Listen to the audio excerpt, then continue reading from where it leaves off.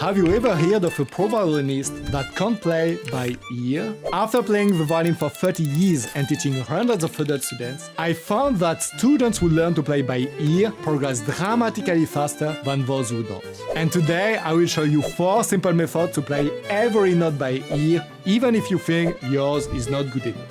But first, let's see what you should never do. Like for example, using fingering tapes. Because then you will be looking the whole time at your fingers instead of listening. And because of that, you will not be able to improve your hearing. And in my experience, the students who use fingering tapes are the ones who had the most difficulty learning to find the right note by ear. The second thing you should never use is a tuner. The only use for a tuner is to tune your violin. Something you should definitely do every single time you practice. But not to check if single notes are right or wrong. What will happen is that you will focus on what you see instead of trying to improve your hearing. And by the way, if you are a teacher that always tells you it's too high, it's too low, that's the same problem. You are relying only on your teacher and not on your ear. If you want to be able to play every note perfectly by ear, like every person that plays violin well do, basically, you need to start training your hearing. And if you are worried that maybe you can't, I can tell you that in the Violinacademy we teach hundreds of students and I never saw a single one not being able to play by ear. And some of them were 70 plus years old. Now let's go to method number 1, play along. This is the easiest method to train your ear, hear how to do it right. First, you need to choose a simple exercise and then you will repeat it in loop super slowly.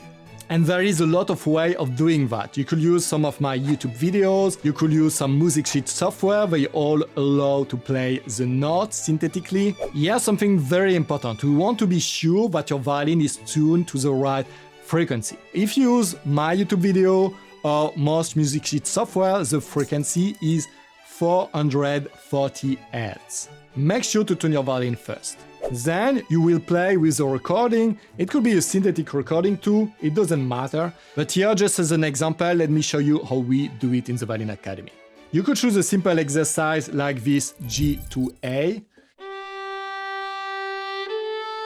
And then you just want to play it super slowly in loop. And you will try to match it exactly. You should not be able anymore than to differentiate the two sounds. Let me demonstrate. I will use a synthetic recording and put it super slowly so that you have enough time to hear what I do. So right now my tone was too low and because of that it sounded like 2 different notes. If it was too high, that would be the same. Let me show you. But if I'm playing the right notes, instead it would sound like one simple note. And then you do the same with the next note. And then you're ready to train playing one note after the other.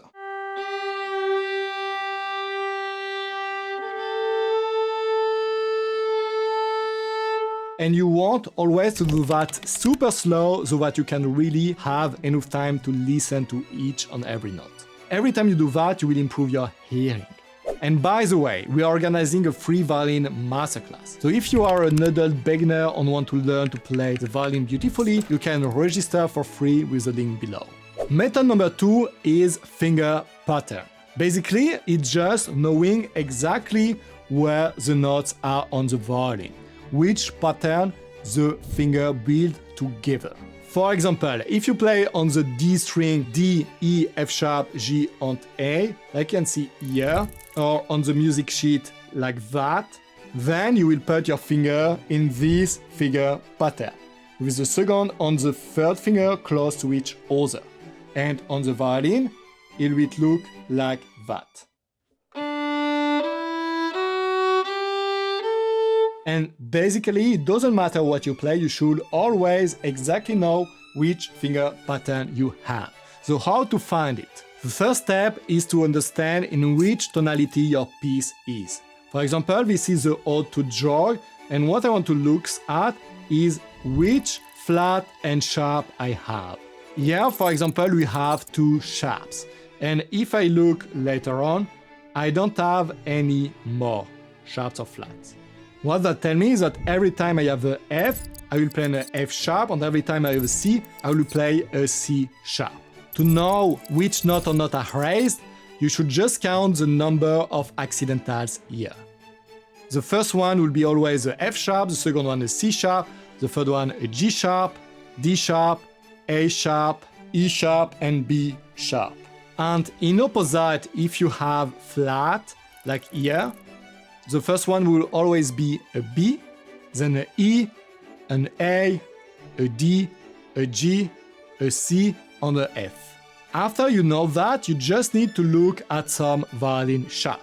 Like this one I created for the Violinacademy. Here you can see all the notes in the first position. And you can just cross the notes you don't need. That means that if you have a F sharp, you can cross all F. Then you repeat the same for the C sharp, crossing all the C, because you can't have the C and the C sharp at the same time. After you've done that, it will look like that for our piece with F sharp and C sharp. And then to memorize that is easy, because there are only 4 main finger patterns. The first one you can see here, it's with the first and the second finger together.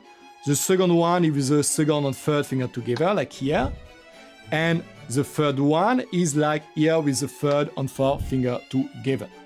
And sometimes you have the 4 finger pattern with all fingers spread out, like you can see here. Then the next method is a very good way to develop your ear. It's using an anchor note, because it will force you to really listen to what you're doing and understand the basic interval of the music. So basically, here what we want to do is to always have this anchor note playing in the background, and then play different notes with the violin on top of it. So first, for example, I will play a D here, and then I will play every note on top of it. First, just, for example, an E.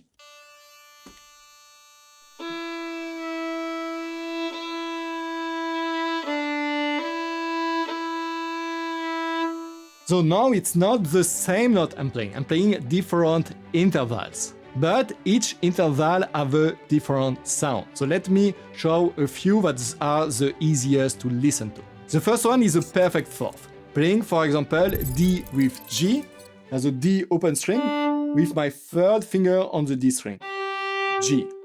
So the D will be played from my device, and I will play the G. If it's too low, sounds not good. Too high, the same. But when it's right, it will sound perfectly aligned together. That will be the same with our next interval, the perfect fifth. Here that will be D and A. And I, fourth finger on the D string. The same note as your A open string. I will play my A with the device. Too low? Too high? Right.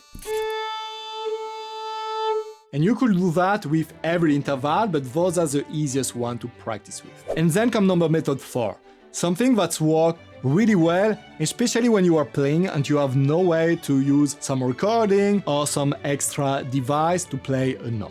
But just using the magic, the natural resonance of your own violin. So what happens is that when you play, if a note is really right, your whole violin will start resonating. That's what makes really that the violin sounds beautiful. If I play you a G, for example on the D string again, if my note is too low, after I leave the bow, the note goes down. It doesn't continue to resonate. The same if it's too high. But if instead my note is exactly right, my violin continues resonating. The violin is really showing you basically, I like this, I don't like that. And you just need to listen to it. So this resonance will not be for every single note. You will hear it most for the notes that are the same as your open strings, like the G I just play on my D string, but I could have it too with my G second finger on the E open string. The same with my A. I could have it with my A fourth finger on the D string, or my A third finger on the E string. My E first finger D string, E fourth finger A string. And of course, the same with the D. And how you practice that is just by playing a note and then lifting the bow, and counting after you lift the bow how long the note continue to sound. 2 seconds, but if it's wrong, go down direct. And you repeat that, trying every time to increase the resonance.